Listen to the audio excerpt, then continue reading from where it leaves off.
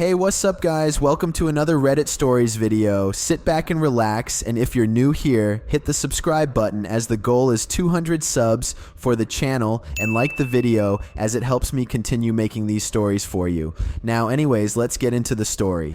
Someone tried to break in, but it wasn't human. My name is Emily, and I'm a 20-year-old woman living in a relatively nice area with my mom. We reside in a section of the house owned by our friend Sarah, who frequently travels for work.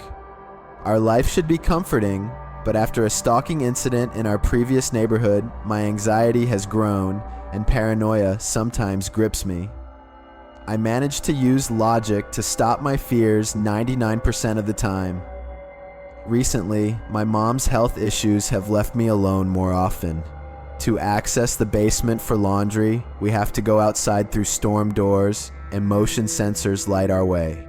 My front door has a small window with a broken blind, leaving small peepholes. This becomes crucial. An hour ago, my mom, feeling ill, went to the emergency room, leaving me alone, which isn't uncommon. I remembered the laundry in the dryer and headed to the basement, leaving the storm doors open. Surprisingly, the laundry routine went smoothly. I closed the storm doors and went back upstairs. Feeling the urge to pee, I set down the laundry bin and, against my usual routine, thought of locking my door. I didn't, a decision I'd soon regret. After a long bathroom break scrolling through social media, I remembered the clean clothes. Stripping down to my clothes, I grabbed a pair of shorts and a shirt. Suddenly, my instinct screamed, "Door! Now! Locks!" My body reacted instantly. I rushed to the door and tried to lock the doorknob. It wouldn't budge. The only reason it would jam is if someone was turning it from the other side. Panic surged as I locked the secondary lock and pressed my back against the door. After a minute, I tested the doorknob again and it locked. I then noticed the motion sensor light had activated far too long after I'd come inside. Those lights are so finicky. They only turn on if you wave directly in front of them. Someone had to be out there. I sat with my back to the door for what felt like an eternity, then turned off most of the lights and grabbed a knife. I peered through both windows facing the direction of the door but saw nothing. Relief washed over me, but the dread lingered. It wasn't until I replayed the events in my mind that I realized something even more unsettling. The silhouette I glimpsed through the peepholes, though brief and unclear, had a form that didn't seem quite human. There was something off about its proportions and the way it moved. It was as if a creature, not a person, had tried to enter. Later that night, around 3 a.m., my mom returned from the hospital. The house was quiet and everyone had settled into bed. I was still on edge from the earlier encounter but managed to fall asleep eventually. Suddenly, a loud bang on the door jolted me awake.